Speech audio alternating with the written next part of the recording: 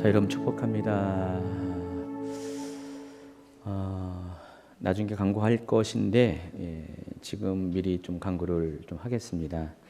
올해까지 엔타임 핵심 강의 마지막 핵심 강의가 올해 연말까지가 진행되고요. 아마 이렇게 변수가 없으면은 딱 마지막 주에 끝날 겁니다. 그럼 내년부터는 뭐 할까요? 그래서 내년부터는 좀 변화를 주는데 금요일 날은 기도를 많이 할 수 있도록 좀 순서를 좀 조정할 겁니다. 그래서 일단은 모이는 시간이 7시 반이 아니라 8시에 모일 거고요. 수요일처럼 앞에 찬양을 좀 그런 식으로 좀 더 하고 기도도 하고 그리고 말씀을 전하는데 말씀을 30분 내외로 할 겁니다. 짧게. 아무래도 말씀 시간이 짧다 보니까 이런 강의는 못 하겠죠. 그래서 엔타임 강의는 아마 안 하게 될 가능성이 많아요. 금요일 날 하게 되면은. 그러면 이 강의는 언제 하냐? 이제 요거 끝나고 마지막 때하고 다니엘서와 관련된 마지막 때를 강의를 주제를 바꿔서 할 텐데 그거는 주일날 오후에 하게 될 가능성이 많습니다. 현재까지는 주일날 오후에 연대기 성경이랑 격주로 하게 될 겁니다. 그럼 한 달에 한 번 하게 될 것 같아요. 혹시 뭐 이렇게 짧은 주제라면은 금요일 날 그 시간에 해도 좋아요. 뭐 그거는 이제 그때 제가 결정할 거고요. 그래서 어쨌든 8시부터 시작해가지고 9시 한 1, 20분이면 다 이제 말씀까지 끝나고 나머지 한 4, 50분은 기도 시간을 갖습니다. 개인 기도를 가질 거고요. 한 10시 정도에 끝나면은 곧바로 이어서 중보기도 시간을 갖습니다. 그래서 중보기도의 제목을 가지고 또 앞에서 나와서 인도하는 건 아니지만은 프로젝트 쏘면서 또 인도자가 중간중간에 앉아서 이렇게 마이크 들고 제목을 가지고 11시까지 진행합니다. 그래서 모두 8시부터 11시까지 주로 기도 중심으로 저녁 시간을 보내게 될 겁니다. 제가 중간에 10시부터 찬양을 한 번 더 넣으려고 그랬는데 여러 가지 순서적으로 좀 약간 조화가 안 될 것 같아서 일단은 그런 식으로 시작할 겁니다. 그래서 다음 주부터 당장 하는 거 아닙니다. 또 다음 주 8시에 나오시는 분이 있으면 안 돼요. 제가 이렇게 때로는 말을 못 해요. 나중 얘기인데 해놓으면 꼭 이렇게 고주관부터 이렇게 딴 건 안 듣고 8시부터 한다. 그것만 딱 듣는 분이 계시더라고요. 어때 기도하는 게 더 낫죠? 야, 제가 섭섭해할까봐 또 이렇게. 그래서 금요일 날 이렇게 기도를 좀 많이 좀 해야 된다는 부담감이 제가 예전부터 있었어요. 그래서 그동안 6년 동안을 엔타임 강의를 쭉 해왔더니 이 금요일 날 시간이 또 기도를 많이 하는 시간인데 상대적으로 기도를 이렇게 많이 못 하더라고요. 지난주도 제가 저는 이렇게 오래 한 줄 몰랐는데 1시간 49분이나 했어요. 그러다 보니까 이게 시간이 길어지니까 기도한 부담을 갖고 그래서 안 되겠다. 금요일 날은 금요일 날에 원래 그 색깔대로 기도를 많이 하자. 왜냐면 여기 끝나고 10시부터는 일청년은 따로 기도하는 시간 갖고 막 그렇거든요. 그래서 아예 이 금요일 날 시간 안에 다 소화시키자. 그렇게 해서 지난번에 이렇게 우리 관계된 우리 사역자들이 회의를 거쳐서 그렇게 조정하기로 했습니다. 조금 더 부분적으로 순서의 조정은 또 있을 수가 있는데 일단은 내년 1월부터 그렇게 하도록 하겠습니다. 그 전까지는 올해는 이제 엔타임 강의를 마무리할 텐데 자 오늘부터는 계시록 20장을 시작합니다. 그래서 앞으로 계시록이 20장, 21장, 22장 세 개의 챕터만 남아 있습니다. 강의로는 오늘까지 해서 11강의 정도 진행할 것 같습니다. 자, 계시록 20장 1절부터 3절까지 그리고 또 10절 오늘 본문입니다. 같이 읽어보도록 하겠습니다. 또 내가 보매 천사가 무저갱의 열쇠와 큰 쇠사슬을 그의 손에 가지고 하늘로부터 내려와서 용을 잡으니 곧 옛뱀이요 마귀요 사탄이라 잡아서 1000년 동안 결박하여 무저갱에 던져넣어 잠그고 그 위에 임봉하여 1000년이 타도록 다시는 만국을 미혹하지 못하게 하였는데 그 후에는 반드시 잠깐 놓이리라. 10절입니다. 또 그들을 미혹하는 마귀가 불과 유황못에 던져지니 거기는 그 짐승과 거짓 선지자도 있어 세세토록 밤낮 괴로움을 받으리라. 계시록 20장이 굉장히 중요한 개념들이 많이 있어요. 여기 보면은 이렇게 오늘 이렇게 맷뱀, 용, 사탄에 대한 심판에 관한 이야기도 있고요. 또 첫째 부활에 관한 개념도 소개합니다. 굉장히 어려운 거예요. 종말론에 있어서 굉장히 어려운 그런 개념들이 20장에 많이 들어가 있습니다. 거기 또 천년왕국, 고가 마곡의 전쟁, 또 백보자 심판, 아주 굵직굵직하고 중요하면서도 또 이해하기가 좀 다소 어려운 내용들이 계시록 20장에 많이 포진되어 있습니다. 그리고 실은 이런 내용들이 연구가 좀 부족한 것도 사실이에요. 그래서 많은 오해가 있고 왜곡이 있는 주제이기도 합니다. 그래서 20장을 앞으로 아마 한 7, 8강의를 20장 갖고 하겠습니다. 여기 보면 천국에 관한 이야기도 할 거고 또 지옥에 관한 이야기도 할 거고 여러 다양한 주제들을 많이 다루게 될 것입니다. 첫 번째 시간이고요. 자, 오늘은 이제 사탄이 받을 형벌과 심판이라는 제목으로 사탄의 포인트를 맞춰서 강의를 하겠습니다.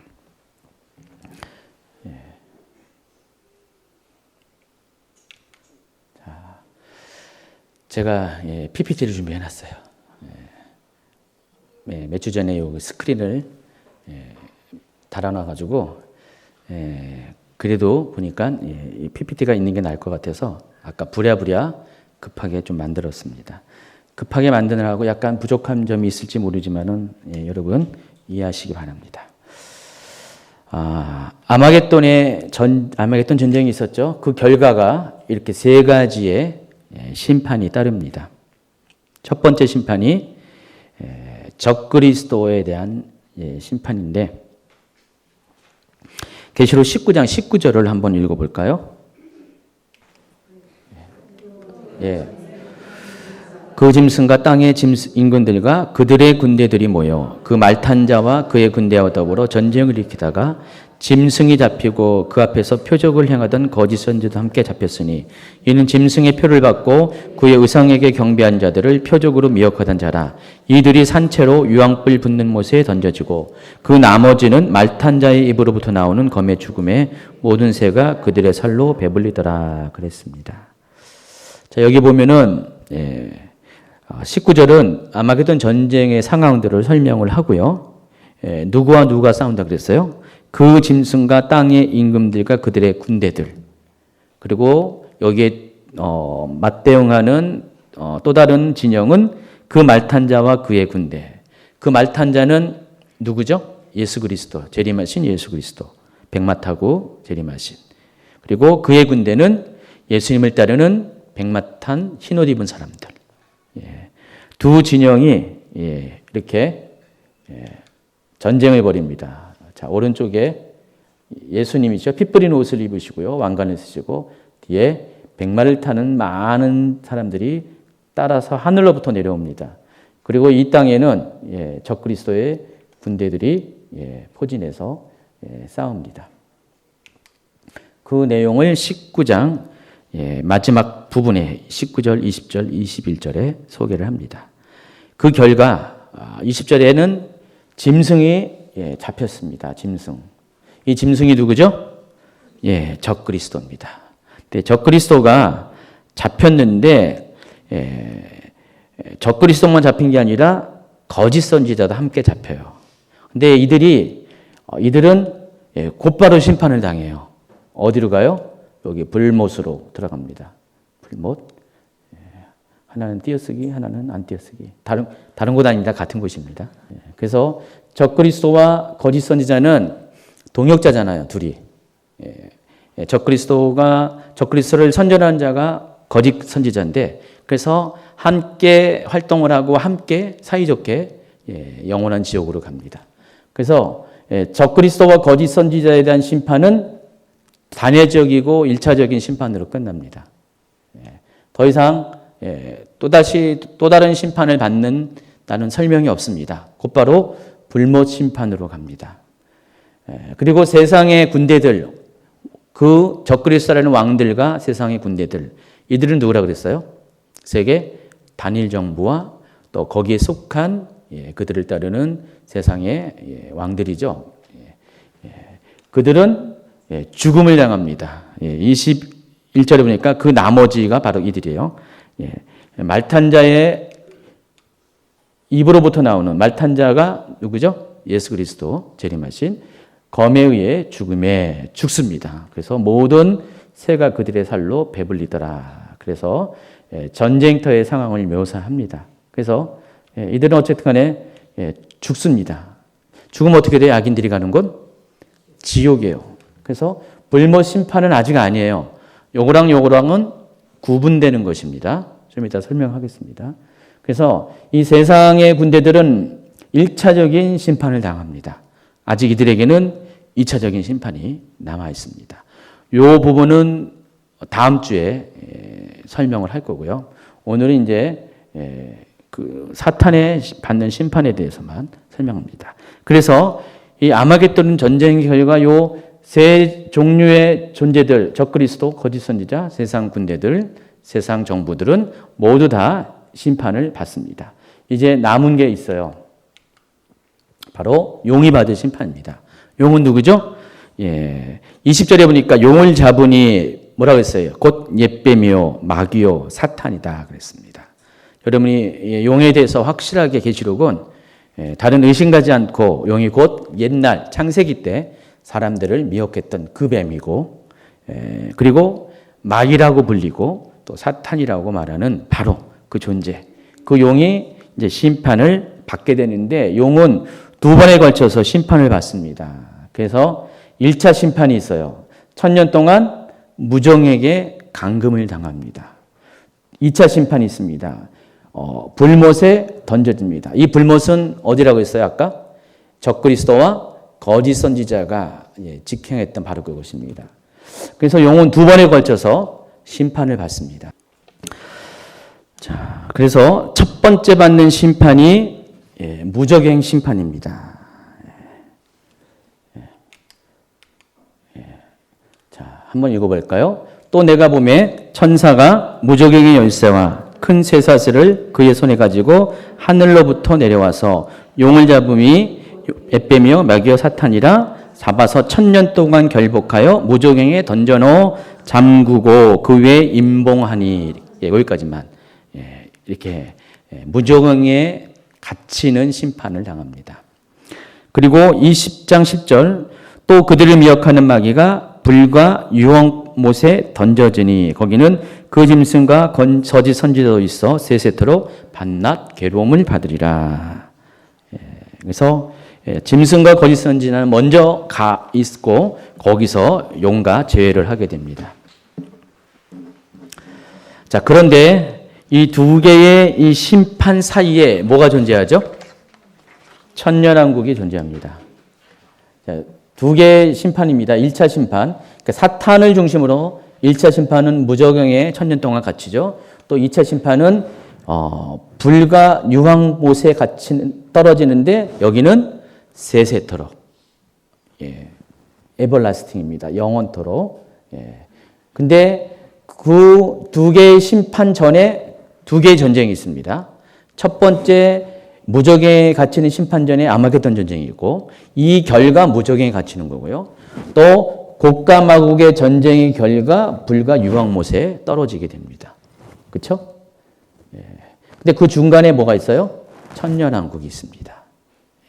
그래서 항상 이 천년왕국의 이 존재를 여러분이 잘 기억해야 돼요. 그러니까 천년왕국을 중심으로 두 개의 전쟁이 있고 또 두 번의 심판이 있습니다. 이거는 사탄에 대한 심판도 그렇고 악인에 대한 심판도 똑같습니다.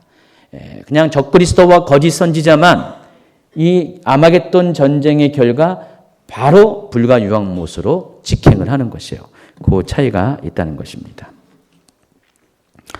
자, 그래서 첫 번째 심판에 대해서 소개합니다. 첫 번째 심판을 가리켜서 무적행에 감금되는 심판이라고 했습니다. 여기가 무적행이에요. 여기가.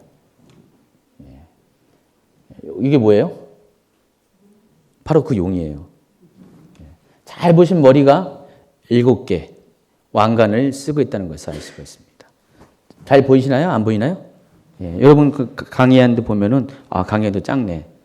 제가 이거 용을 잡아오느라고 아까 용을 막 검색을 했어요. 겨우 잡아가지고 여기다 집어넣습니다. 그래가지고 요 용이 요 무적행으로 들어갑니다. 자, 무적행은 과연 뭘 말할까? 영양행도 아니고 무적행은 과연 뭘까? 자, 무적행은 없을 무자 써요. 그리고 믿죠. 그리고 구덩이 갱자. 한번 그대로 해석해 보세요. 뭐가 없어요? 끝이 없는 구덩이라는 뜻입니다. 그래서 한도 끝도 없는 깊은 어둠을 말합니다. 그래서 창세기에서는 이거를 심연이라고 표현을 해요. 심연. 보통 우리가 도달할 수 없는 깊은 곳을 가리켜서 심연이라는 단어를 쓰죠. 심연. 끝이 바닥이 없는 곳, 끝이 보이지 않는 곳. 계속해서 떨어집니다. 혹시 이 중에서 지옥 경험하신 분 계세요? 그럼 있잖아요. 천국도 경험하고 지옥 경험 간증이 있잖아요. 그런 분 없어요? 지옥 갔다 온 사람들의 간증 중에 공통된 게 지옥으로 떨어지는데 끝없이 떨어진대요. 한참 떨어지다가 아주 어둠컴컴한 곳에서 떨어지다가 결국 이제 바닥을 이제 도달하게 되는데 거기가 지옥이라는 것이죠. 그래서 보통 이 지옥의 개념은 따로 할 거예요. 지옥 개념. 지옥만 따로 할 겁니다. 아마 곧 다음 강의인지 확실히 모르겠네요. 그래서 지옥은 여러 종류의 지옥이 있는데 여러 개념의 지옥이 있는데 일반적으로 성경이 지지하는 지옥은 이 지구의 맨틀 안에 있어요. 이 지표 아래 깊은 곳. 그 지구의 중심 부분에 지옥이 있다고 성경은 이렇게 많은 힌트를 내고 있고요. 일반적으로 지옥에 대한 개념이 지구를 벗어나지 않습니다. 이 지구 안에 있는 물리적인 어떠한 공간을 말합니다.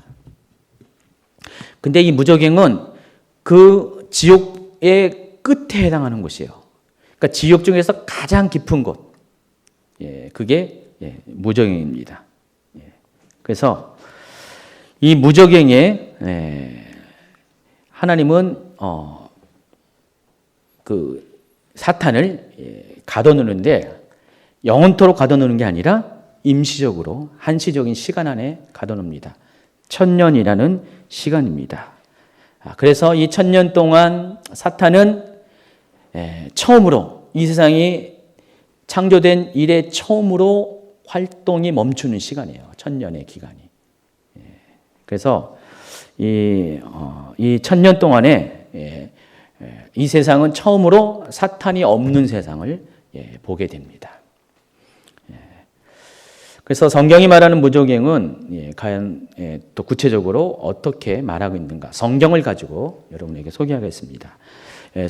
무적행에 해당하는 그 헬라어 단어를 아비소스, 수스 이렇게 설명을 하면 여기에 헬라어 단어가 있는데 발음에 따라서 아비스라는 발음도 하기도 하고 아비수스라고 발음을 하기도 합니다. 가령 세번역 같은 경우는 직접 무적행이라고 번역하지 않고 아비수스라고 아예 직접 그 단어 그대로로 번역하는 곳도 있어요. 근데 이 헬라어는 아비수스인데 요거를 가지고 번역상에 각각 여러 가지 명칭을 설명을 합니다. 모두 신약 성경에는 이 아비스라는 단어가 9번 언급됩니다. 그러니까 아비스라는 것은 헬라어에만 나오는 거예요. 그러니까 아비스라는 개념은 신약에만 있는 개념이에요. 구약에는 아비스라는 개념이 없어요. 나중에 설명하겠지만은 구약에서 히브리적 개념의 그 지옥은 악인들이 가는 이런 아비스가 아니라 죽은 자가 가는 음부라는 개념이에요. 보통 수월이라고 그러죠. 그래서 구약에서는 지옥과 천국을 별도로 구분하지 않아요. 잘 구분하지 않고 죽은 자를 심판의 장소로 이렇게 신약에서는 그것이 확실하게 분명하게 지옥이라는 개념으로 심판의 장소를 설명하지만은 구약에서는 모든 죽은 자를 스올로 내려간다라고 표현을 해요. 그러니까 구약과 신약에서는 그런 어떤 개념 차이가 있어요. 이 말은 뭐냐면은 구약의 성도들에게는 천국과 지옥이 그렇게 구분이 덜 됐다는 뜻이죠. 신약에 와서 예수님께서 천국과 지옥을 분명히 우리에게 가르쳐 준 거예요. 이해하시겠어요? 그래서 신약에서는 그에 해당하는 단어가 아비스라는 단어라는 겁니다. 기억하세요? 아비스. 분명히 오늘 이후로 잊어버리겠지만은, 사실 이 아비스라는 단어가 9번 사용했어요. 신약 성경에 헬라어로. 그래서 이것을 잘 분석하면은 이 아비스라는 단어가 어떤 의미가 있는지를 알 수가 있어요. 왜냐하면 아비스를 대부분 무저갱으로 표현을 했기 때문에 그래요. 그래서 바로 그 무저갱에 누가 들어갔다고요? 사탄이 들어간 거예요. 사탄이 들어가기 때문에 그 사탄이 들어간 이 무저갱이라는 곳이 아비스가 어딘지를 여러분이 알아야 된다는 것입니다.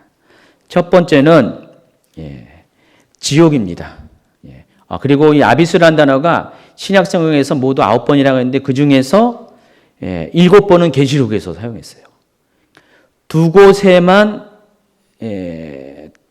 누가복음하고 로마서에서만 한 번씩 각각 사용했고 나머지 모든 7번의 그런 사용 그런 예가 다 계시록에서만 사용했어요. 그래서 요거를 한번 잘 보시면 이 아비스가 어떤 곳인지를 알 수가 있어요. 먼저 로마서 10장 7절입니다. 로마서 10장 7절에 보니까 한번 읽어볼까? 6절부터 믿음으로 말미암는 의인은 이같이 말하되 내 마음에 누가 하늘에 올라가겠느냐 하지 말라 하니 올라가겠느냐 하면 그리스도를 모셔내리는 것이 아니요 혹은 누가 무저갱에 내려가겠느냐 하지 말라 하니 내려가겠다 하면 그리스도를 죽은 자 가운데서 모셔 올리려는 것이라. 이거 굳이 설명 안 하겠습니다. 굉장히 해석이 좀 어려운 부분인데 이 전체를 6절 7절을 보라는 게 아니라 여기서 사용한 무저갱이라는 단어를 여러분이 예를 보라는 것입니다. 지금 이거는 6절과 7절은 이거예요. 천국과 지옥의 개념이에요. 그리스도께서 천국에 있는 것을 어찌 내리려고 하느냐 그 얘기를 반문하는 거고 반어법으로 하는 거고 또 7절에서는 또 그리스도를 죽은 자 가운데서 지옥에서 모셔 올리려고 하는 것이냐 이런 그런 의미로 이렇게 설명을 하고 있는 거예요. 여기에 무저갱이라는 단어가 사용했어요. 아비스라는 단어가 사용했다는 것입니다.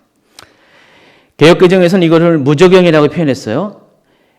오늘 사탄이 들어가는 동일한 장소 아비스와 같은 단어로 쓰였고 헬라어도 같은 단어 또 개역개정에서 한글 번역도 같은 단어 아비스 무저갱이라고 했는데 그런데 이것을 다른 번역에서는 어떻게 썼을까? 흠정역에서는 뭐라고 썼어요? 깊은 속.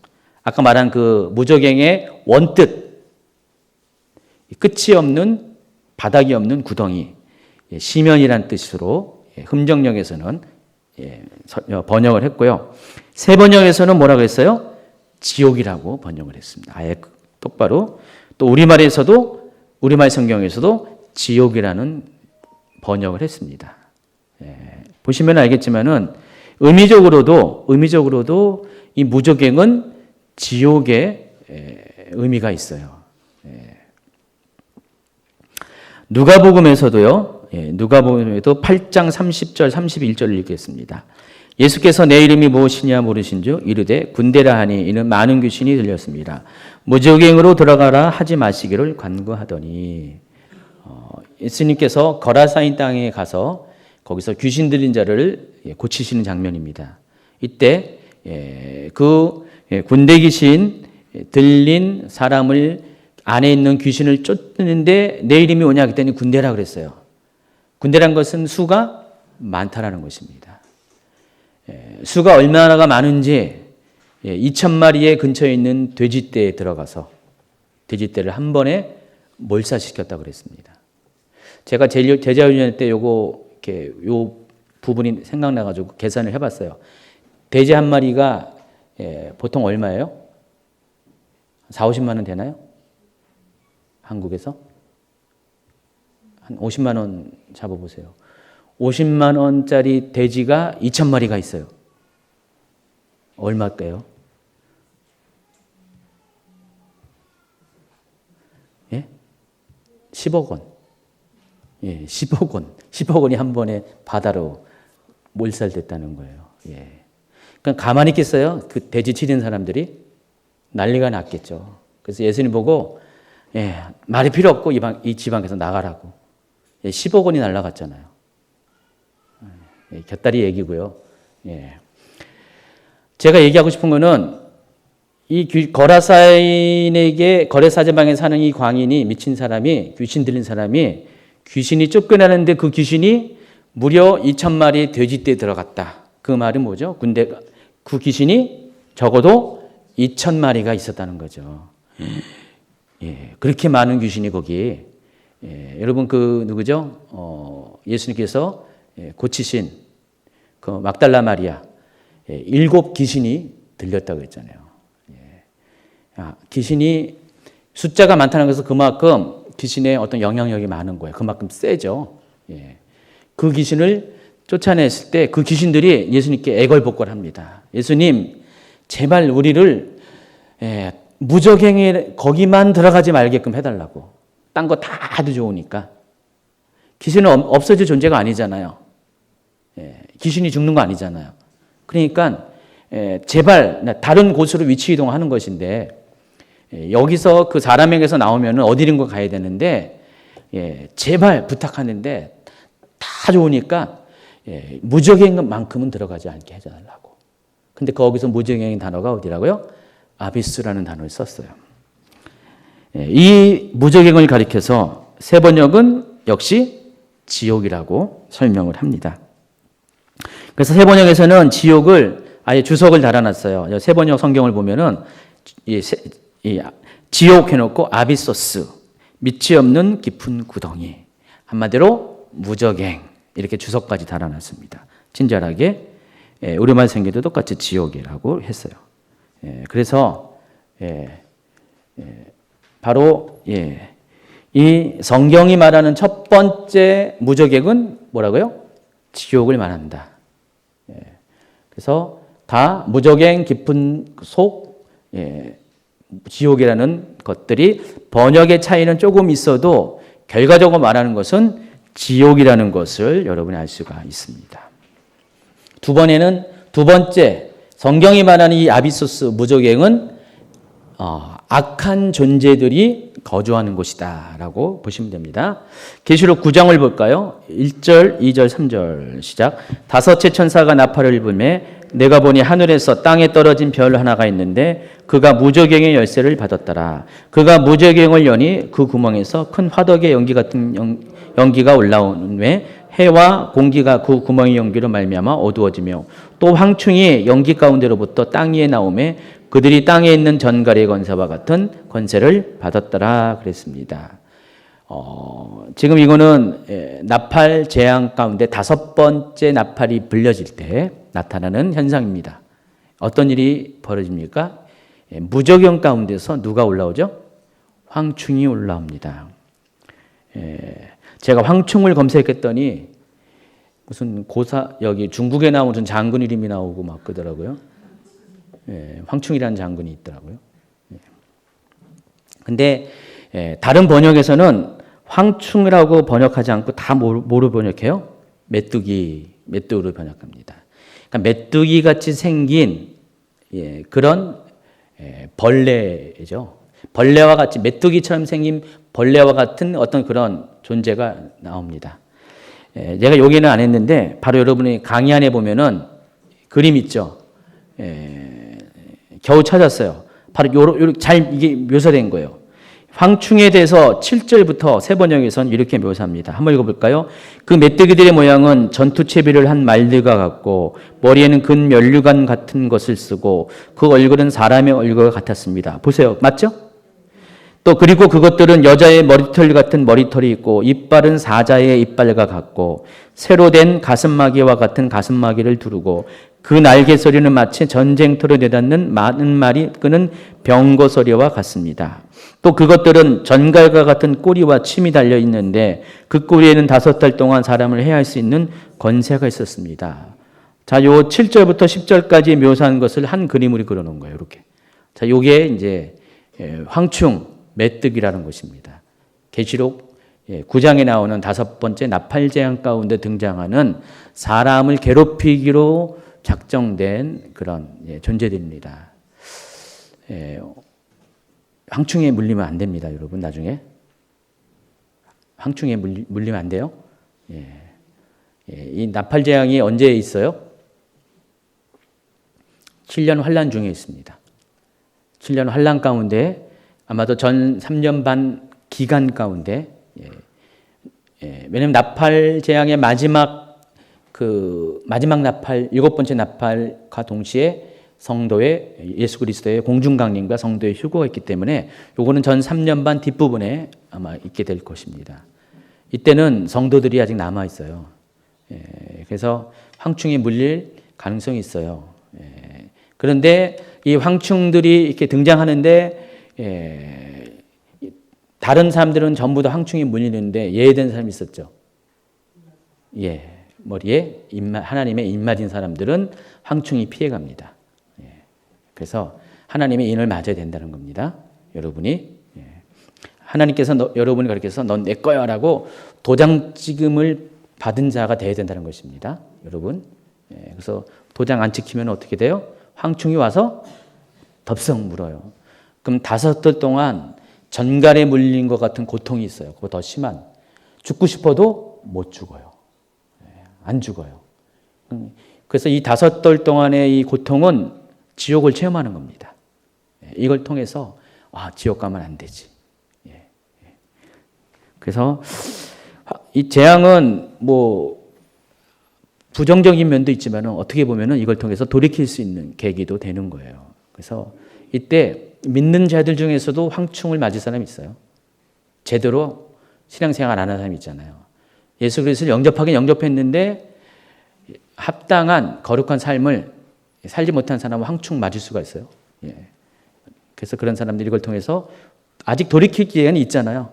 예수님이 공중에 강림하기 전까지는 휴고 전까지는 돌이킬 기회가 있기 때문에 어쩌면 이것도 은혜인 것 같아요. 한번 이렇게 맞아 봐야지 황충한테 물려 봐야지 정신 차린다는 거죠.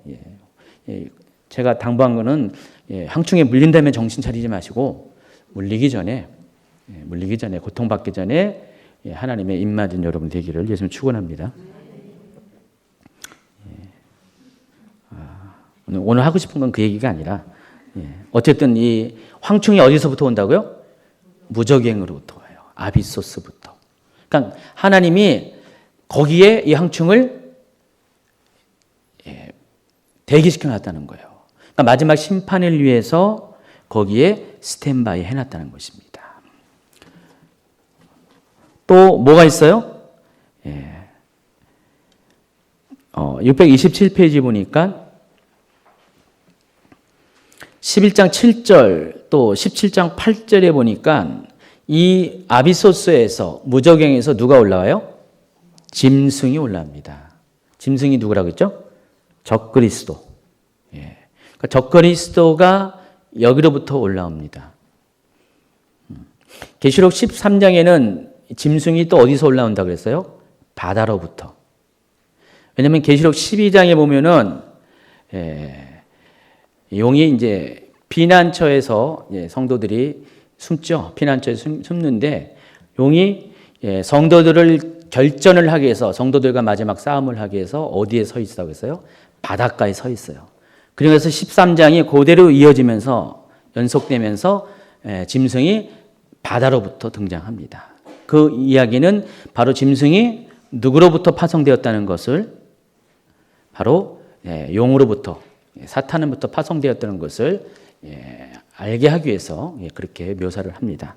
자, 그런데 11장과 17장에서는 이 짐승이 바로 원래는 어디 있었다고요? 무저경에 있었다는 것입니다. 근데 실은 이 짐승 적그리스도는 사람의 몸을 가지고 옵니다.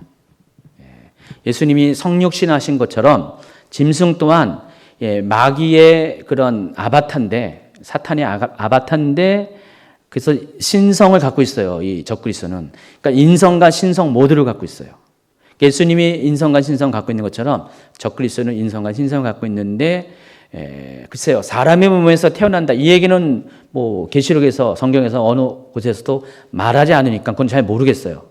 모르지만은 자주간 이 적그리스도가 원래 있었던 곳은 바로 아비소스, 무저경이라는 곳입니다. 황충이 있었던 장소와 같은 장소. 어디로부터 온다고요? 다시 말해서 지옥으로부터 온다는 것입니다. 그래서 그 이야기가 계시록 11장, 17장에 나와 있습니다. 또 계시록 9장 2절 보면은 그가 무저경을 여니 황충이 거기서부터 연기 가운데 땅에 나온다 그랬고요. 또 내가 보면 20장 1절 천사가 무저경 열쇠와 큰 소수를 그의 손에 가지고 하늘부터 내려와서 거기를 임봉한다 그랬어요. 그러면은 이 두 가지 절을 성경을 보면은 이 무저경을 누가 관리해요? 천사가 관리하는 것을 알 수가 있어요. 그래서 무저경은 천사의 관리하에서 악한 존재들을 거기에 가두거나 나중에 하나님이 심판 때 사용할 그런 악한 심판을 위해서 사용할 존재들을 임시로 거기에 이렇게 대기시켜 놓은 장소라는 것을 알 수가 있어요. 그래서 여기 임봉을 한다는 그 의미는 위험한 존재들이잖아요. 황충이 아무 때나 나와서 날아다니면 안 되잖아요. 짐승이 아무 때나 적그리스도가 와서 활동하면 안 되니까 너무나 위험한 시험 폭탄과 같은 존재이기 때문에 거기에 가둬두고 천사가 그것을 관리합니다. 못 나오게. 그리고 필요할 때 천사가 그들을 끌어내고 또 바로 그곳에 사탄도 용도 임시적으로 1차적인 심판 때 거기에 가다 놓고 1000년 동안은 밀봉해가지고 임봉해가지고 다시는 나오지 못하도록 그렇게 하는 장소가 바로 무저경이라는 것입니다. 그리고 세 번째, 오늘 이미 얘기했지만은 사탄이 감금되는 장소가 무저경입니다. 그래서 결국 이 아비스 무저경은 지신과 악한 존재가 거하는 장소로서 그것의 출입은 하나님의 주권에 의해서 통제되고 또 마지막 때 범죄한 천사들이 최후의 심판의 결과 불못에 던져지기 전에 한시적으로 감금되는 장소가 어디라고요? 무저경 아비소스라고 하는 것입니다.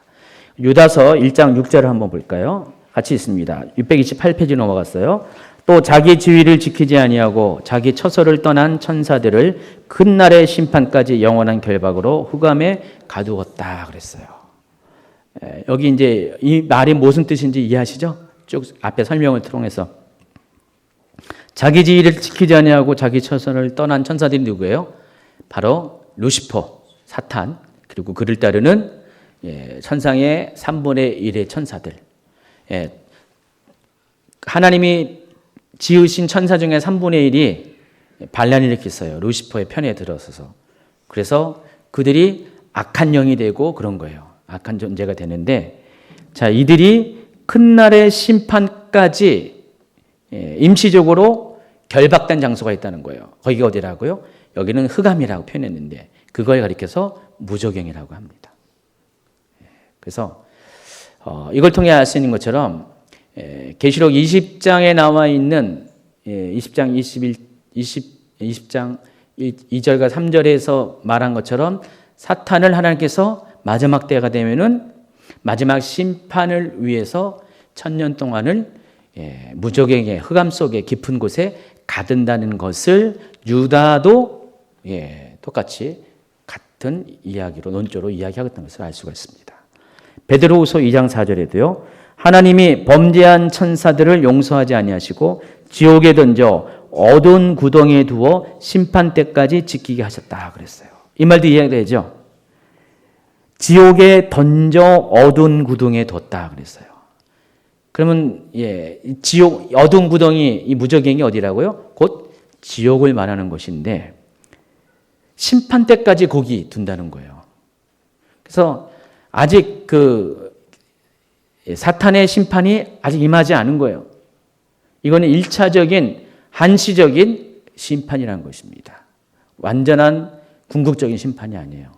그래서 사탄은 첫 번째로 무저갱 심판을 받는다는 것입니다. 그래서 사탄이 무저갱에 갇혀 있는 동안에 이 땅은 어떻게 되죠? 처음으로 사탄이 없는 세상을 경험하게 된다는 것입니다. 그래서 사탄이 무저갱에 갇혀 있는 것의 의미 첫 번째는 1000년 동안 사탄의 활동이 정지됩니다. 이게 천년왕국이에요.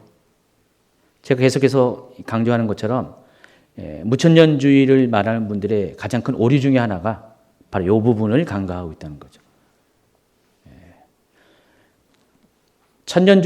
천년왕국을 지금 이 시대로 보고 있잖아요. 교회가 세워지고 주님이 재림하시기 전까지, 공중강림이 아니라 재림하시기 전까지 요 시간을 천년왕국이라고 보고 있어요. 지금 시대가 천년왕국 시대라는 거예요. 그래서 교회가 이 땅을 다스리고 통치하라는 거예요. 왕노릇하라는 거예요. 하나님이 그렇게 천년왕국의 권세를 누구에게 줬다고요? 성도들에게 줬다는 거예요. 그래서 계시록 20장 4절에 말하는 왕노릇하는 사람들은 다 누구예요? 성도들이에요. 그리고 그 왕노릇의 통치를 받는 사람들은 뭐예요? 세상 사람들. 근데 계시록 20장은 그렇게 말한 거 아니거든요. 왕노릇 하는 사람은 따로 있어요. 거기 보면 두 가지 조건이 있잖아요. 그들을 가리켜서 첫째 부활자라고 하는데 바로 그들은 전부 다 순교자를 말하는 거예요. 거기서 말하는 순교자는 시대에 따라서 두 종류의 순교자를 말해요. 근데 그때 가서 자세히 설명하겠지만 결국 한 사람들을 말하는 거예요. 같은 종류의 사람을 말하는데 개역 개정의 그런 문법에 의하면 두 종류의 순교자를 말하지만 결국은 이제 다른 번역에 보면은 한 사람들을 말하는 것입니다. 같은 사람들을 말하는 건데 어쨌든 간에 왕노릇은 아무나 하는 게 아니라 여러분 모두가 다 왕노릇 하는 게 아니에요. 이 중에는 통치 받을 사람이 있고요. 또 왕노릇 하는 사람이 있다는 것입니다. 근데 왕노릇 하기 위해서는 조건을 맞아야 돼요. 첫째 부활자가 돼야 돼요.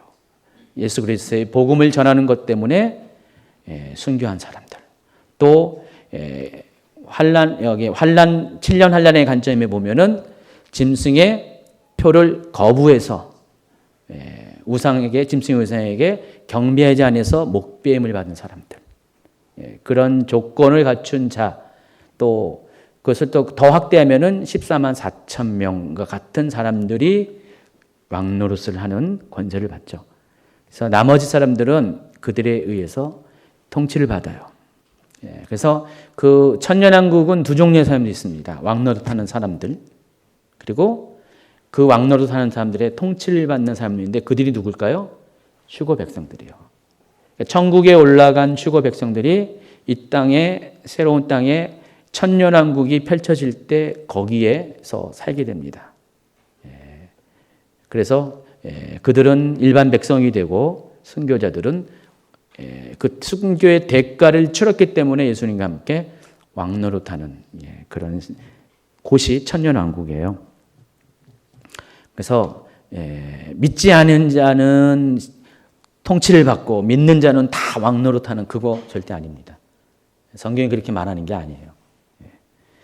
그래서 지금 천년왕국은 지금 시대가 아니라 사탄의 활동이 완전히 정지된 시기인데 그때는 천년왕국밖에 없어요. 그러니까 사탄이 첫 번째 1차적인 심판, 무저갱에 갇히는 심판을 당한 때부터 천년왕국이 시작되는 거예요. 그래서 사탄의 존재와 천년왕국의 존재는 완전히 서로 엇갈립니다.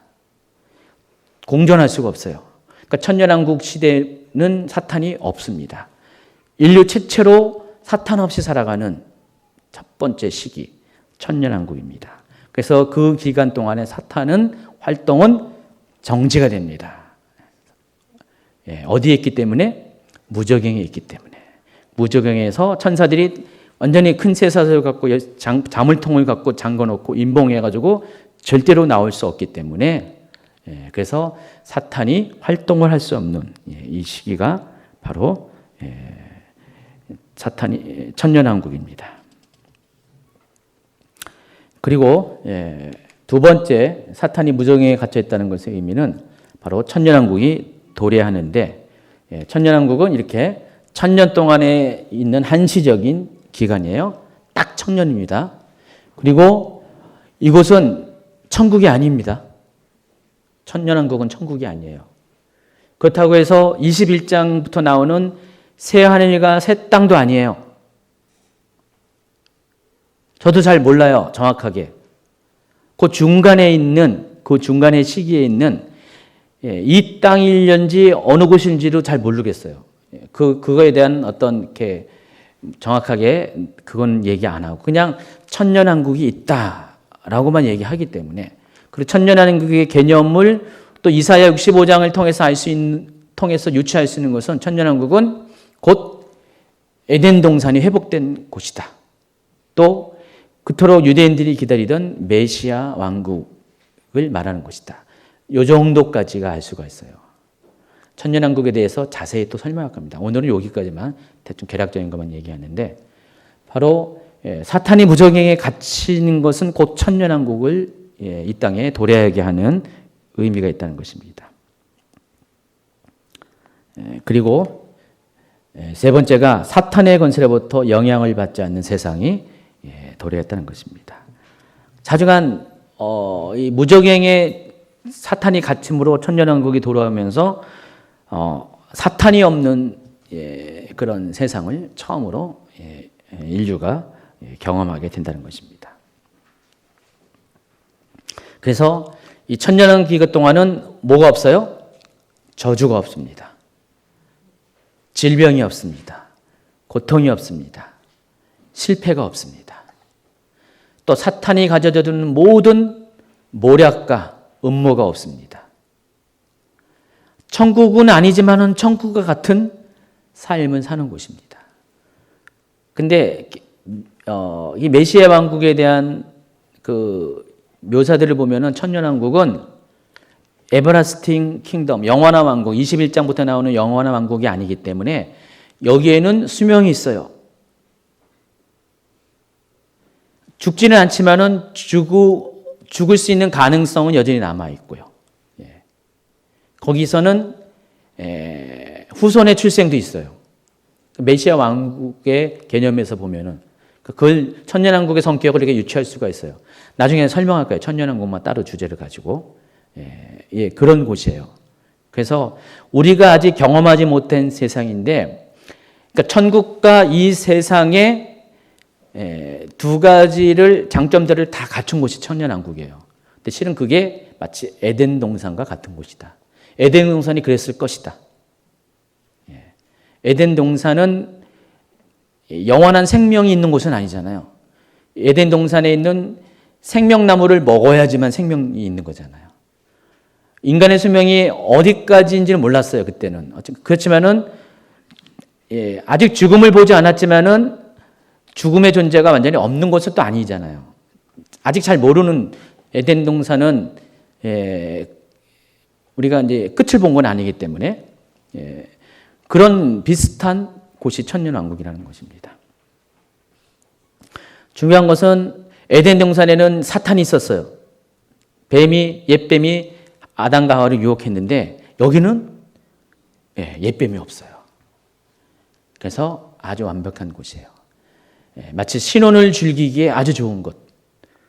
그래서 천년왕을 가리켜서 허니문이라고 합니다. 하나님 나라에 들어가기 전에 허니문.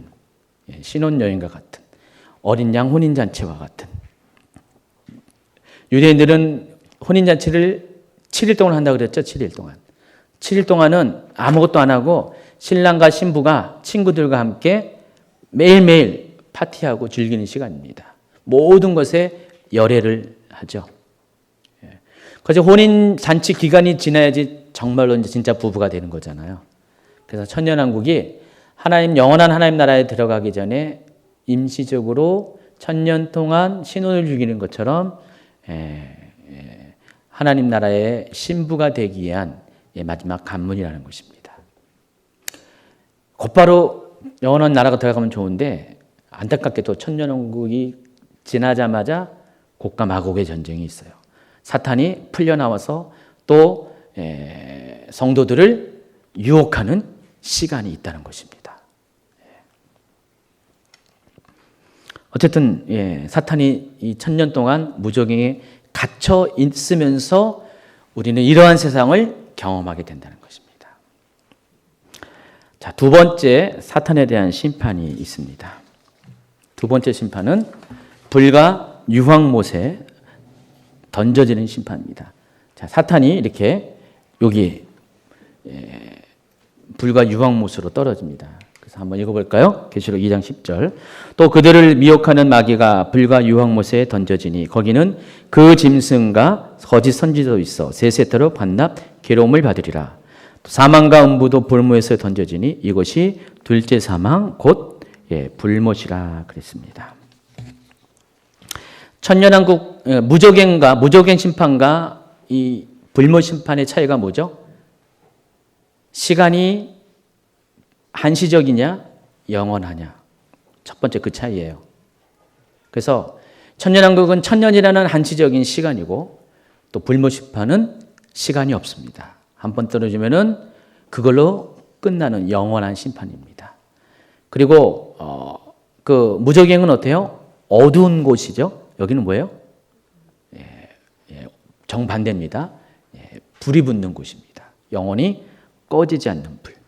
그래서 성경의 개념에 보면은 복음서나 이런 데 보면은 이 두 가지 지옥을 많이 섞어서 혼재해서 사용해요. 그래서 뭐 지옥에 대해서 설명하면서 거기는 구더기도 타지 않는 곳이다. 죽지 않는 곳이다. 그런 불이 있는 곳이다. 그렇게 했는데 실은 그 불과 관련된 개념은 이 두 번째 심판의 장소인 그걸 가리켜서 이제 둘째 사망이라고 표현해요. 계시록은요. 계시록 2장 방금 14절에 사망과 음부도 불못에 던져지니 이것은 둘째 사망 곧 불못이다 그랬어요. 그러니까 두 번째 죽는 장소, 두 번째 영원한 죽음의 장소, 이 영원한 지옥을 말하는데 실은 이 지옥이 우리가 알고 있는 이 지구라는 곳에 멘틀에 감겨져 있는 무적행과 같은 그런 지옥의 개념은 아니에요. 이 땅속은 아닌 것 같아요. 중요한 것은 이 영원한 이 심판의 장소는 새하늘과 새 땅이 도래한 이후에 존재하는 거예요. 아직은 없어요, 여기. 아직은 여기 없습니다. 지금은 1차적인 지옥인 무적행만 있는 거예요. 아비소스만 있어요. 또 신약의 표현은 하데스라고 또 하죠. 그런 장소만 있는 것이 아직 불못 지옥은 아직 우리에게 보여지지 않습니다. 이건 새하늘과 새 땅이 도래할 때 하나님이 준비시켜 줄 겁니다. 그때 맞춰서. 어딘가에는 만들어 놨겠죠. 근데 모르겠어요. 어딘지는. 근데 지금 우리가 알고 있는 개념은 지옥은 현재 진역은 이 지옥이 아닙니다. 그래서 이곳에 영원히 떨어집니다. 계시록에는 모두 4곳에서 불못 심판에 대해서 기록을 남겼습니다. 첫 번째가 계시록 19장 20절. 짐승이 잡히고 그 앞에서 표적을 행하던 거짓 선지자도 함께 잤으니 이들이 산채로 유황불 붙는 못에 던져졌어. 바로 여기 아까 설명했죠. 또 20장 10절 아까 읽은 대로 마귀가 불과 유황불 못에 던져졌다 그랬어요. 그리고 20장 14절 15절 사망과 음부도 불못에 던져지니 이것이 둘째 사망 곧 불못이라 누구든지 생명책에 기록되지 못한 자는 불못에 던져지리라 그랬어요. 그러니까 4군데서 불과 유황못에 대해서 언급을 했습니다. 그리고 이것을 가리켜서 둘째 사망이라고 했고요. 그래서 이 두 번째 사망이라고 둘째 사망이라고 하는 것을 다른 말로 표현하면은 두 번째 심판이라고 우리가 볼 수가 있어요. 심판을 두 번 받는 거예요. 1차 심판이 있고 2차 심판이 있다는 거예요. 여러분 보통 딱 한 번만 생각했죠, 여지껏. 죽으면 지옥 간다. 심판받는다. 끝.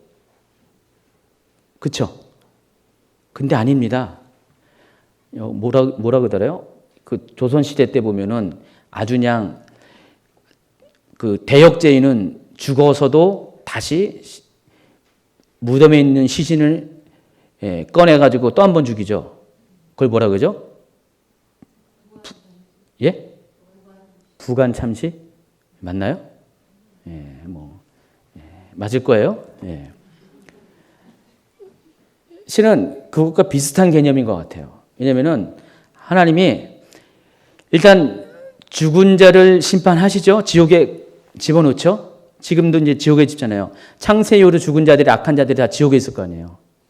근데 한번 지옥에 보내면은 끝이 아니라 거기서 계속 고통을 받고 있는데 마지막 때가 되면은 이들도 부활시켜요. 20장에 보면은 죽은 자의 부활이 나와요. 죽은 자의 부활이 나오는데 근데 첫 번째 부활은 누구의 부활이에요? 성도의 부활이잖아요. 성도가 부활을 합니다. 예수님이 공중에 강림할 때. 죽은 자는, 악한 자는 여전히 지옥에 있어요. 그다 천년왕국이 딱 끝나면은 그들도 부활시켜요. 살아났네 했는데 살아난 게 아니에요. 부관참시. 기다리고 아주 확실하게 심판을 하기 위해서 백보자 심판 때에 서게 하기 위해서 그들을 다시 살려냅니다. 그러니까 다시 살려낸 것은 뭐예요? 육신을 다시 입히신다는 거예요. 악인도 부활합니다. 그래서 사도 요한은 이걸 가리켜서 심판의 부활로 설명하죠. 의인의 부활을 생명의 부활, 악인의 부활을 심판의 부활로 얘기해요. 그래서 의인도 육신을 입고 부활을 해서 휴거를 경험하게 되고 천년 후에 악인도 부활을 합니다. 부활을 하는데 이 부활의 목적은 심판을 받기 위해서, 백보자 심판. 그래서 지금의 지옥 가는 것은 육신의 고통이 아니죠. 잘 생각해 보세요. 지금 육신은 어떻게 해요? 없고 흙으로 돌아갔고 지금 영혼이 지금 지옥에 가 있는 거잖아요. 영혼이 심판을 받고 있어요. 근데 마지막 그 둘째 사망의 때가 오면은 영혼, 육 모두가 다 살아서 심판을 받는 거예요. 그래서 제가 보기에는 영혼의 고통은 지금 뭐라고 설명할 수 저도 몰라요. 영혼이 어떻게 고통을 받는가. 근데 거기에 지금 뭐라고 말하면 또 이상한 논리가 나오고 막 그렇지만은 지옥이라는 개념 자체가 무슨 고통은 존재할 거예요. 왜냐하면 천국도 지금 육신을 갖고 있지 않고 천국에 가는데 거기서 천국의 즐거움에 우리가 참여하잖아요. 의인들은. 그 즐거움이 있다, 또 여기 고통이 있다는 것은 지금은 다 설명을 못하지만은 뭔가 어떤 그런 분명히 기쁨과 고통이 존재한다는 것은 알 수가 있어요. 근데 한 번 더 생각해 보세요. 육신을 입고 영원한 즐거움에 우리가 누릴 수 있는 시간이 영원한 왕국이고 또 육신을 가지고 가장 또 큰 고통의 시간을 갖게 되는 것이 둘째 사망이에요. 그래서 아마도 지금 이 한시적인 지옥보다도 부활한 육체를 가지고 받는 이 지옥은 더 고통이 많을 것 같아요. 그래서 이제 우리가 뭐 지금 설왕설래 말이 많은 여러 종류의 지옥에 대한 설명이 없어요. 이 둘째 사망은 다 한 가지죠. 불 붙는 못, 유황불 붙는 못. 거기는 지옥은 차별이 없습니다. 용도, 사탄도 같은 장소, 적그리스도, 거짓 선지자도, 악인들도 다 같은 장소에 들어가요. 그렇죠? 지금 지옥은 다 다르잖아요. 조금씩 차이가 있잖아요. 뭐 지옥도 죄의 종류에 따라서 지옥이 뭐 여러 가지 뭐 차이가 있다고 하더라고요. 저는 지옥에 참고로 안 가봐가지고 잘 모르는데 갔다 온 분들의 뭐 이런저런 이야기 들어보면은 참고사항이에요. 대부분의 공통된 이야기가 죄의 종류에 따라 지옥이 여러 가지 나눠진다고 그런 얘기를 하는데 앞으로 그들이 가야 될 영원한 지옥은 죄의 종류와 상관없이 무조건 다 같은 장소로 가요. 거기 가면은 미리 선발대로 누가 가 있어요? 적그리스도와 거짓 선자가 먼저 가 있어요. 가지고 지옥이 얼마나 따뜻한가를 뜨거운가를 잘 보고 있다가 좀 있다가 누가 와요? 사탄이 오잖아요. 천년이 있다가. 천년이 하루 같으니까 하루 있다가 와요. 그래서 오랜만에 하면서 사탄을 맞이해요. 그리고 또 누굴 맞이해요? 악인들을 또 맞이합니다. 그래서 같이 거기에서 동일한 심판을 받습니다. 이게 두 번째 심판의 개념인데 거기까지 가기 전에 과정들이 있다는 겁니다. 그래서 짐승과 거짓 선지자는 먼저 산채로 유황불 붙는 못에 직행한다 그랬어요. 그리고 두 번째 사탄과 타락한 천사들이 1차 심판, 무조건 심판을 거쳐서 2차 심판인 불과 유황못에 들어가고요. 악인들은 또 우리 인간의 편에서 보면 지옥이라는 개념이죠. 지옥의 끝은 무조건이고요. 지옥에서 1차 심판을 받고 똑같이 2차 심판으로 불과 유황불 묻는 못에 들어간다고 설명을 하고 있습니다. 이게 성경에서 말하는 심판의 과정들입니다. 그래서 여러분 계시록에 보면은 여러분 강의 안에 보면 그것도 관련된 성경 구절을 제가 다 꼼꼼하게 설명을 해놨습니다.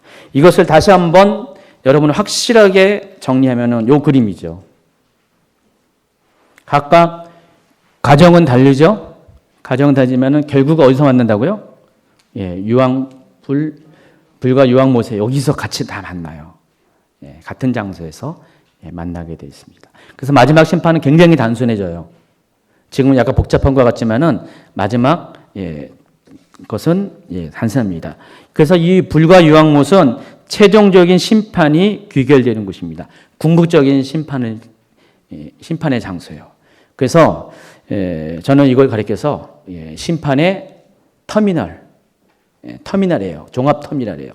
모든 악한 존재들, 악인들이 다 모여드는 곳. 한 곳으로 모여드는 것이 불과 유황못입니다. 그래서 사탄의 입장에서 보면은 이런 거죠. 사탄은 먼저 한시적인 심판의 장소인 무저갱에 들어갔다가 또 나중에 영원한 심판의 장소로 들어간다고 했어요. 그래서 제가 이거 가르쳐서 뭐라고 했어요? 구치소, 교도소. 인간의 지옥의 편에서 제가 설명하겠지만은 이 중간에 뭐가 있어요? 백보자 심판이 있어요. 그러니까 백보자 심판에서 완전히 죄가 결정이 나기 전까지 임시적으로 한시적으로 아직 죄의 확정 판결이 나기 전까지 죄인들이 있는 곳이 구치소인 것처럼 이렇게 무저갱 또는 지옥은 한시적인 심판의 장소라는 것입니다. 사탄은 바로 여기서 1000년 동안의 구치소 생활을 하는 거예요. 1000년 동안 구치소. 그리고 여기는 뭐예요? 무기징역. 이렇게 이해되겠죠. 무기징역. 죽을 때까지. 근데 안 죽어. 죽을 수가 없어요. 무기징역. 바로 이렇게 사탄이 심판을 받는다는 것입니다. 20장 7절에 보니까 마귀가 불과 유황못에 던져지니 거기는 그 짐승과 거짓 선지자가 있어 세세토록 밤낮 괴로움을 받으리라 그랬어요. 그래서 여러분 세세토록이라는 단어에 집중하시기 바랍니다. 영어로 표현하면 everlasting입니다. everlasting이라는 것은 그것을 이제 한글로 가장 잘 표현한 것이 영존하다라는 뜻이에요. 영원히 존재하다라는 뜻이에요. 그래서 영원히 존재하는 곳인데 어떻게 영원히 존재해요?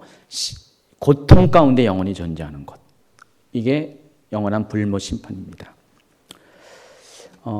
최근에도 제가 어떤 미국의 어떤 유명한 교회 담임 목사, 여자 목사더라고요. 그분도 미국의 그 미국 장로교 교단, 그 동성애 받아들이고 했던 그 장로교단 있죠? 미국의 북장로교단인가? 거기에 소속된 그 여자 목사인데 몇만 명 모이는 교회인가 봐요. 사실간 이번에 이제 그 뉴스에 떠서 보니까 여러 가지 얘기했는데 그 중에 말하는 것 중에 하나가 하나님에 대해서 하나님은 선하신 분이고 하나님은 긍휼이 많으신 분이고 우리를 사랑하기 때문에 우리를 지옥에 보내지 않는다. 지옥이란 없다. 지옥은 없다라고 얘기해요. 그런 분들이 많아요. 그런 개념이 있다 보니까 동성애도 받아들이는 거예요. 동성애 하면은 지옥에 간다라고 말할 근거가 없기 때문에 동성애도 어차피 지옥 안 가니까 우리가 받아들여야 된다.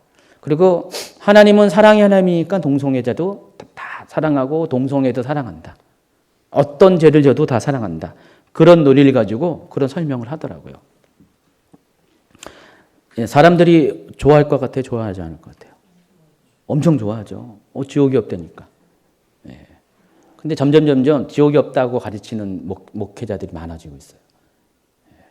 한국에서도 지옥이 없다라는 목사님 들어보셨나요? 아직은 한국에서는 뭐 이렇게 그런 것을 말하시는 영향력 있는 목회자는 거의 못 봤는데 미국은 벌써 그런 목회자가 많아지고 있어요. 그래서 하나님의 사랑에 호소해서 하나님의 사랑 때문에 하나님은 결코 사람들을 형벌해 주지 않기 때문에 지옥은 존재하지 않는다라고 말하는 사람이 있습니다. 그래서 어떻게 또 여기서 이제 여호와의 증인이나 뭐 이런 데서는 여호와의 증인도 그렇고 안식교 같은 경우도 뭐라고 하냐면은 사람은 죽으면 끝이다. 영혼이 없다.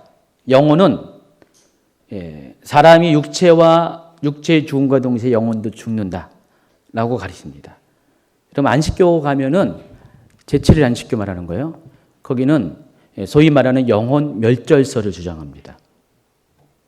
안식교가 이단으로 정죄받는 가장 큰 그들의 신학적인 교리가 영혼 멸절설 때문에 그래요. 그래서 여러분 SOS TV라고 봤어요? 그거 안식교 TV예요.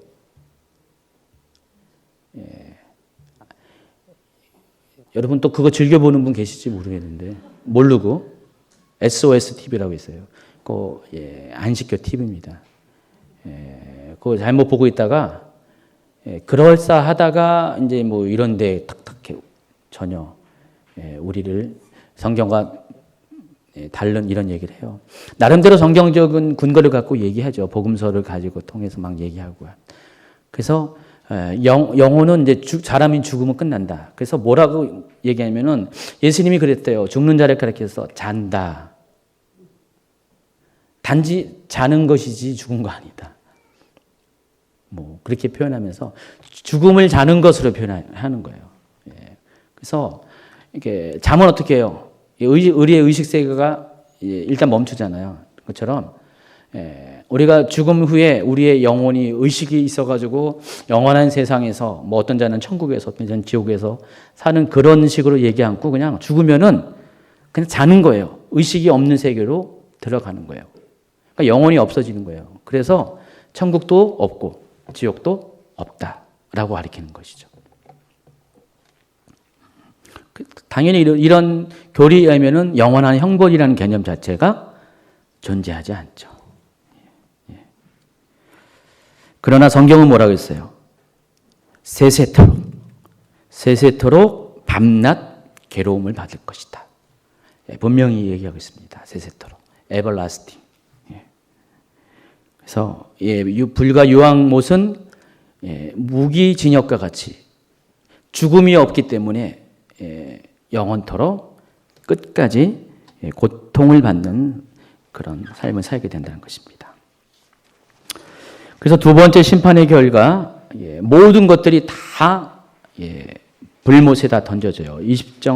계시록 20장 14절에 보니까 사망과 음부도 불못에 던져지니 이것이 둘째 사망이다.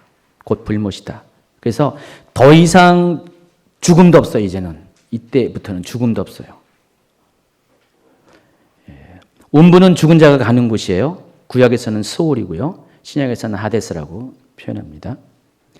근데 그것조차도 둘째 사망에 집어던져진다기 때문에 이 말은 더 이상 죽음도 없고 죽는 자가 가는 우리가 지금 말하는 한시적인 지옥도 더 이상 이제는 존재하지 않는다는 거예요. 그 모든 것들을 다 둘째 사망이 다 없애버린다는 것이죠. 그래서 모든 심판이 종료됨을 의미합니다. 그리고 세상은 이제 완전한 두 개의 길로 정해져서 더 이상 돌이킬 수 없는 세상으로 진입합니다. 결론을 내리기 전에 여러분이 한 가지 더 알아야 될 것은 창세기 3장에 보면은 인간이 죄를 범한 다음에 심판을 당하죠. 근데 개념이 여러분 좀 고쳐야 돼요. 심판이 아니에요. 이때 받는 심판은 심판이라고 말하면 안 되고 저주예요. 저주. 우리가 죄를 지은 것을 통해서 저주를 받게 되고 심판은 언제예요? 계시록에서 심판을 당해요. 창세기는 저주고요. 계시록에서 이를 때 비로소 심판을 당한다는 것입니다. 창세기 3장에 보면은 14절에 모든 짐승보다 더욱 저주를 받아 뱀에 대한 것이죠. 또 17절에는 아담에게 이르시되 너로 말미암아 저주를 받고 다 심판에 관한 개념이 아니라 저주에 관한 개념이에요. 그러니까 저주는 뭐죠? 원래 하나님이 우리에게 주신 복이 빼앗기는 게 저주예요. 하나님 우리에게 여러분에게 다 복을 주셨잖아요. 창세기 1장 28절에.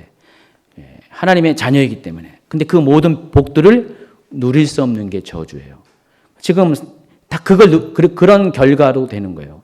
원래 아담이 어떻게 가만히 있어도 수고 그렇게 많이 안 해도 하나님께서 이 자연을 축복했어서 아담에게 필요한 것들이 다 수확되게 하고 또 모든 환경과도 친하고 다 좋았는데 그것들이 일이 다 그런 복들이 다 빼앗겨 버리니까 누락되니까 그렇지 않은 환경으로 오게 되죠. 그게 저주라는 것이죠. 근데 아직 심판은 아니라는 것입니다. 심판은 창세기가 아니라 계시록에 가서 심판이 오게 된다는 것입니다. 그리고 그 심판은 뭐예요? 심판의 끝은 유황불 붙는 못에 던져진 게 이게 심판이라는 것입니다. 사탄 또한 이 악인들과 동일한 과정을 밟게 될 것이고요. 그리고 이 둘째 사망이 끝난 후에는 이 세상에 결코 다시는 심판이라는 단어가 존재하지 않을 것입니다. 저주라는 단어도 없을 것입니다. 사탄도 없는 세상. 그곳에서 오직 그리스도의 신부된 흰옷 입은 백성들과 정결한 백성들과 하나님이 영원토록 세세토록 한쪽에서는 밤낮 괴로움을 당하지만은 여기서는 밤도 없고 낮도 없잖아요.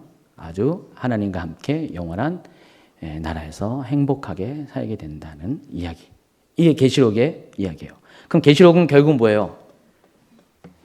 새드 엔딩이에요? 해피엔딩이에요? 해피엔딩입니다. 근데 왜 해피엔딩인데 사람들이 왜 계시록을 그냥 무섭다고 얘기하고 계시록을 읽으면 두렵다고 심판 너머에 이렇게 해피엔딩인데 새드 무비가 절대 아닙니다. 물론 심판 당하는 자에게는 새드 무비인데 여러분은 그러지 않으면 되잖아요. 스토리를 아니까. 그래서 스토리 아는 분들은 스토리를 성취하는 삶을 사셔야 됩니다. 자, 오늘 사탄이 받을 심판을 이제 마감하면서요. 근데 이 심판이 인간에게도 적용이 돼요.